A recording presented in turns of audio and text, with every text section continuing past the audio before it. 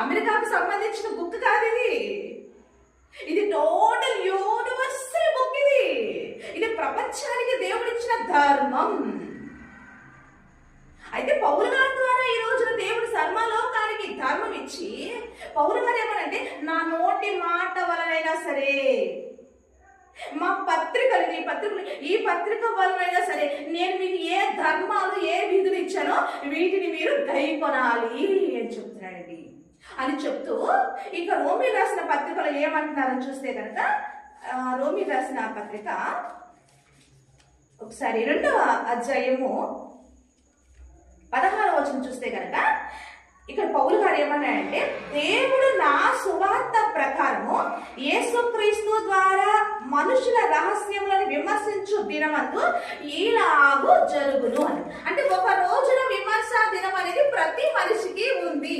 ప్రతి ఒక్కరూ రేపు క్రీస్తు న్యాయపీఠం మీద విమర్శించే దినమున నిలబడవలసిందే. అప్పుడు దేవుడు ఎలా విమర్శిస్తారంటే కనుక, ఈ పౌలు గారు చెప్పిన ఈ మాటలు చూసారా, పౌలు గారి ద్వారా చెప్పిన ధర్మం ఉన్న చూసారా, ఈ సువార్త ప్రకారమే ప్రతి మనిషిని దేవుడు విమర్శిస్తాడంట.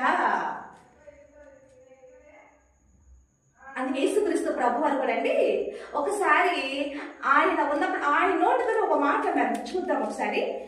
మత్తయి గారు రాసిన సువార్తలో ఆయన ఏమన్నారంటే కనుక, మత్తయి గారు రాసిన సువార్త 12వ అధ్యాయము ఒకసారి 41-42 వచనం చూస్తే కనుక, నీనివే వారు యోనా ప్రకటన విని మారు మనస్సు పొందిరి కనుక విమర్శ సమయమున నీనివే వారు ఈ తరము వారితో నిలవబడి వారి మీద నేరస్థాపన చేతురు అని చెప్తున్నారండి. అంటే విమర్శ దినం అనేది ఒకటి ఉంది అని యేసుక్రీస్తు ప్రభు వారు కూడా చెప్తున్నారండి. అంటే నీనివే వారి సంగతి మనకు తెలుసుగా, నీనివే పట్టణానికి యోనా గారిని పంపించారు, అవునా? అక్కడ కూడా సువార్త ప్రకటించారు. వాళ్ళంటే ఈ తరం వారి ఎదుట నిలబడి వాళ్ళంటే మన మీద నేరస్థాపన చేస్తారంట. ఒక విమర్శ సమయమున, విమర్శ దినం అనేది ఒకటి ఉందని మనం చూస్తున్నాం. ఇంకా ఏం చెప్తున్నారంటే కనుక, విమర్శ సమయం దక్షిణ దేశపు రాణి ఈ తరము వారితో నిలబడి వారి మీద నేరస్థాపన చేయును అంటున్నాడు. అంటే యేసుక్రీస్తు ప్రభు వారు కూడా చెప్తున్నారు విమర్శ దినం ఒకటి ఉంది. పౌలు గారు కూడా చెప్తున్నారు నా సువార్త ద్వారా మిమ్మల్ని విమర్శించే దినం ఒకటి ఉంది.